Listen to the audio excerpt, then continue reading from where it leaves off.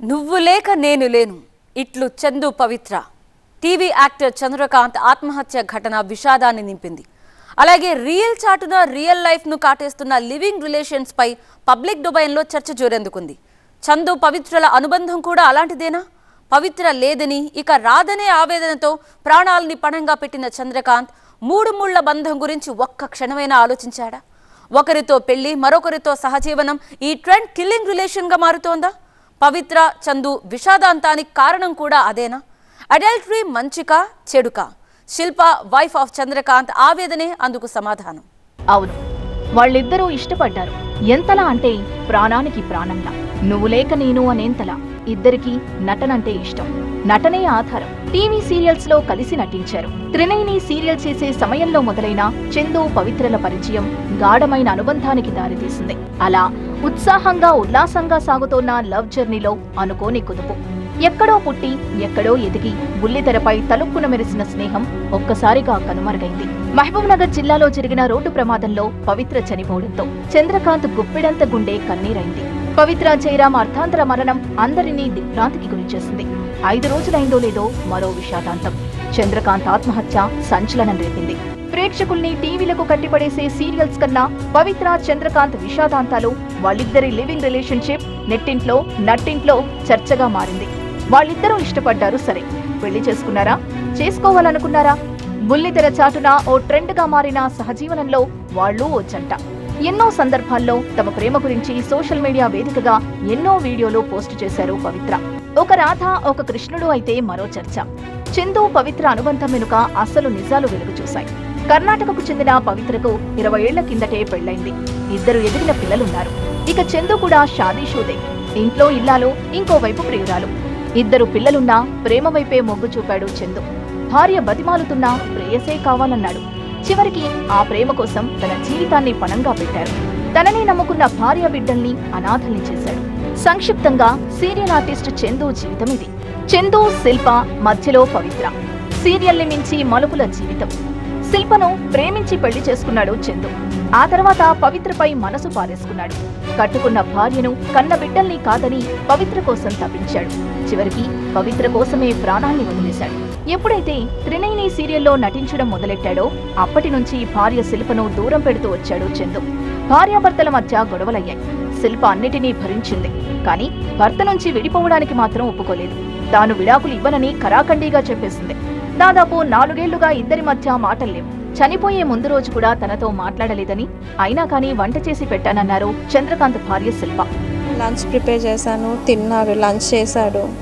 ఆ తర్వాత లంచ్ అయిపోయిన తర్వాత కూడా కొద్దిసేపటికి తన ఫ్లాట్కి వెళ్ళి తన బట్టలు అవన్నీ తీసుకొచ్చేశాడు.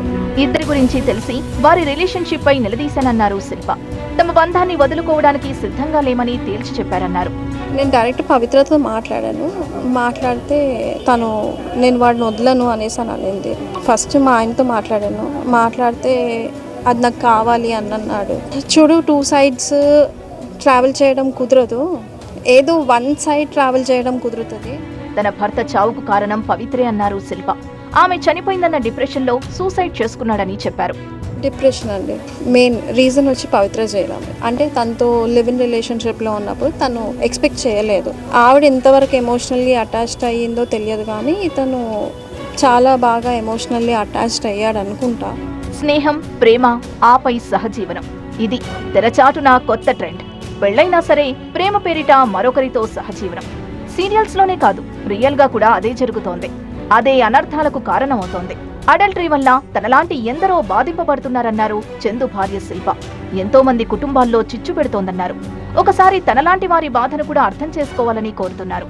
అడల్టరీ లీగలైజ్ చేయడం వల్ల చాలా అంటే చాలా, మేబీ అమ్మాయిలు కావచ్చు, అట్ ద సేమ్ టైం అబ్బాయిలు కావచ్చు, సైమల్టేనియస్గా ఇద్దరు కూడా చాలా సఫర్ అవుతారు. ఫ్యామిలీస్ డిస్టర్బ్ అవుతున్నాయి, లైఫ్స్ డిస్టర్బ్ అవుతున్నాయి. నాదే ఒక ఎగ్జాంపుల్ తీసుకోండి.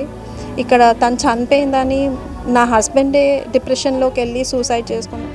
చనిపోయే ముందు రోజు ఇక తాను బతకనని చెప్పాడన్నారు చందు తండ్రి. పవిత్ర జయరాం దగ్గరకు వెళ్తున్నానని చెప్పాడని, ఎంత బతిమలాడినా పెద్దలతో మాట్లాడించినా చివరకు చేయాలనుకుంది చేశాడన్నారు అతడి తండ్రి.